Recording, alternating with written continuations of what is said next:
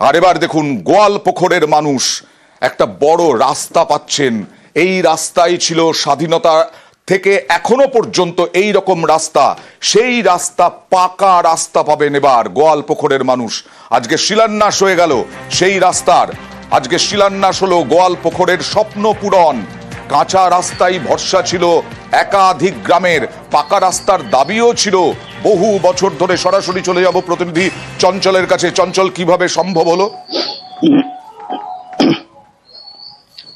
দেখো ওয়াইন্দা, তোমাকে জানিয়ে রাখি যে গোয়ালপুকুর 1 নম্বর ব্লকের গোয়াগা 2 নম্বর গ্রাম পঞ্চায়েতের তিলান থেকে নিয়ে গোয়াগা পর্যন্ত প্রায় 1800 কিলোমিটার রাস্তা প্রায় দীর্ঘ স্বাধীনতার পর থেকে কিন্তু খারাপ অবস্থায় ছিল। গ্রামবাসীরা বারবার কিন্তু প্রশাসনের দ্বারস্থ হয়েছিল, কিন্তু কাজে কাজ কিছু হয়নি। শেষমেশ যে গোয়ালপুকুরের যে গোয়াগা 2 নম্বর গ্রাম পঞ্চায়েতের যে প্রধান রয়েছে আলাউদ্দিন, তার দ্বারস্থ হয় এবং প্রধান সেই গ্রামবাসীদের কথা চিন্তা করে সেই গ্রামবাসীদেরকে নিয়ে রাজ্যের মন্ত্রী গোলাম রাব্বানির দ্বারস্থ হন। বারবার দ্বারস্থ হওয়ার পরে কিন্তু শেষমেশ রাজ্যের মন্ত্রী গোলাম রাব্বানি কিন্তু সেই রাস্তার কিন্তু শিলান্যাস করেন এবং রাস্তা শিলান্যাস হওয়াতে কিন্তু খুশি হয়েছে গ্রামের বাসিন্দা। তবে দীর্ঘ প্রায় স্বাধীনতার পর থেকে সেই রাস্তা খারাপ হতে চরম ভোগান্তিতে পড়তো গ্রামবাসীরা। কারণ সবচেয়ে বেশি ভোগান্তি হতো বর্ষার সময়, কারণ বর্ষার সময় ওই রাস্তা দিয়ে চলাচল করা সম্ভব হতো না।